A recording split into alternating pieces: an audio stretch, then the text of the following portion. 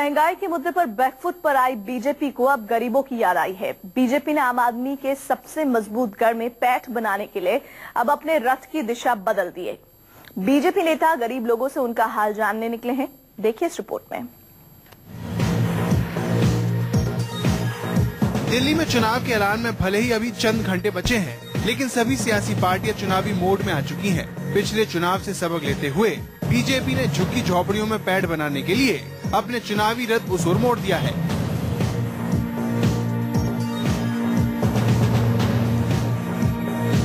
अवैध कॉलोनियों को वैध करने के ऐलान के बाद अब दिल्ली की मोदी सरकार ने झुग्गी झोपड़ियों पर डोरे डालने शुरू कर दिए हैं। यहाँ पर पैठ बनाने के लिए बीजेपी ने अपने चुनावी रथ को उतार दिया है।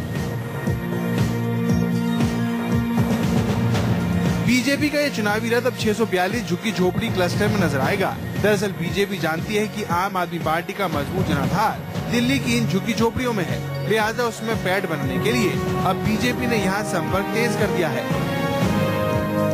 आपने कोई रेगुलेशन नहीं किया, आप केवल 15 साल उनको सब्ज बाग दिखाते रहे और ये पहली बार है कि भारतीय जनता पार्टी की सरकार ने ये 1900 कॉलोनी को रेगुलाइज किया है। अब इनके अंदर विकास हो सकेगा, इनके अंदर लोग अपना सड़कें, पानी, बिजली और जो डेवलपमेंट है वो होगा। हम तो इसके पक्ष में हैं।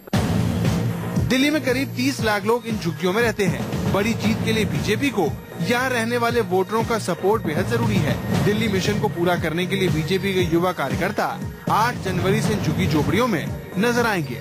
इन लोगों के बीच बीजेपी के कार्यकर्ता मोदी सरकार की उपलब्धियां गिनाएंगे। इसके साथ ही बीजेपी कार्यकर्ता इन लोगों की समस्याओं को सुनकर उसे पार्टी आलाकमान तक पहुंचाएंगे। हालांकि बीजेपी के इस दावे पर विरोधियों ने हमला शुरू कर दिया है। हमेशा से ही अमीरों की और धनाढ्यों की पार्टी रही है। बीजेपी ने कभी भी गरीबों को किसी भी तरह का अधिकार देने का काम नहीं किया है।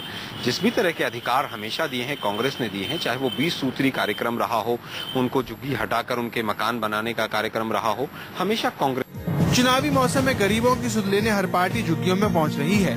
ऐसे में सवाल उठता है कि क्या बीजेपी चुनाव में आम आदमी पार्टी के सबसे बड़े वोट बैंक में सेंध लगाने में कामयाब होगी। दिव्या अग्रवाल के साथ ब्यूरो रिपोर्ट, न्यूज़ 24।